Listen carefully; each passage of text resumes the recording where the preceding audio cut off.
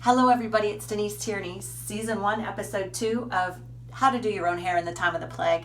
As you can see, social isolation has done wonders for my hair. I don't know what it's done for yours, but I'm just hoping that my hair isn't going to pop off the way that it did at the bar at Papacitos in 2012 on Go Western Day. It was very, very embarrassing and scarred me for life. I wish I had a halo light. I wish I had a better camera. I have an iPhone 7 that is taped with packing tape to my mirror. But let's go best we can. First thing about coloring your hair at home is if you are a dark brown haired person, please go a shade lighter than you normally think you would. You're gonna go to CVS or Walgreens or Target and you're gonna buy some hair color and you're gonna say, that's how dark I am. We cannot, as professional stylists, remove that color if it's too dark, and you're going to have a dark band of hair that will travel down your hair forever. We cannot remove that color. If you go a shade lighter than you think you are, we can always color over that, but we can't take color out. So please choose a shade lighter if you are a dark brown person than you think you would normally need. If you are a blonde person, check something out. Buy something that is called a cool or icy. You're going to get a cooler blonde, and it's not going to lift as orange or brassy if you choose something that's icy. Those of you who have highlights, please don't stress out about your highlights yet. I didn't put highlights in everybody's hair every single time they came in for a root retouch. So if you just do your gray new growth, you should be fine, and you can wait it out for a little while for highlights. Giving yourself highlights is really tough, and we can possibly talk about that later.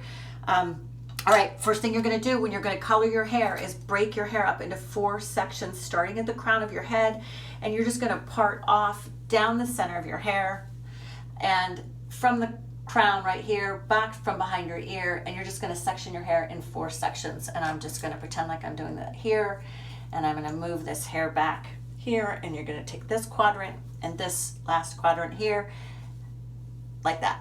And so these are in scrunchies in the back. You can use scrunchies or whatever you want. And this is the section of hair that I'm going to start with first. Okay, the best thing you can do for hair color is a cereal bowl and a pastry brush. You probably don't have this on hand.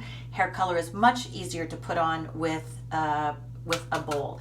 If you don't, you can use the squirt bottle and a gloved hand and do the same thing that I'm going to show you here. Where do you see your gray first? It's on your hairline. So the first thing you're going to do is take your color, pull your hair back, and just do right around the perimeter of your hair like that. That's where you're grayest, and that's where it's going to show up the most. And so do that first. All right, so then the first thing you're going to do is pull this hair taut and dab, dab, dab in your part this way. Then take a small section, like 1/8 of an inch. I'm going to take a bigger section on this wig, and I'm going to do the same thing. And I'm going to dab, dab, dab on the hair that I am holding over on this. I'm going to go into here, and I'm going to be very careful not to get the hair color best I can on the hair that's been previously colored. So you're just going to load your brush and do it this way. Okay, so you're going to take another section, and you're going to work your way down to your ear this way, holding this hair with this, and dab, dab, dab, dab, dabbing here this way. You're going to work all the way down to your ear this way. Let that go, pull that over, and you're going to start on this side. Take this hair, do the same thing. Dab, dab, dab, dab, dab right there. Take your sections up, and with this hair here, dab, dab, dab that direction.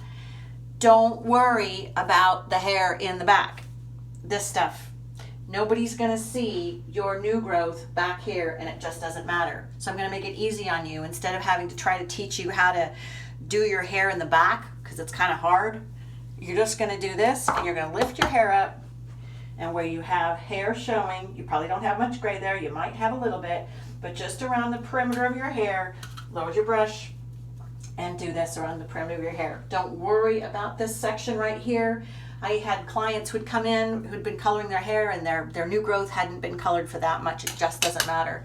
Same application if you're using a bottle. You're going to go that way, and then take your hand with your fingers and squish the hair color into the part that needs it. Take the same thing, bend your hair over a little bit, do this, and squish that hair into the part that's already been done and all the way down this way, okay? That's how you're gonna do it, and that's how you're gonna figure out how to color your own hair in the time of the plague. Best wishes, good luck, y'all, and I do love you. Bye.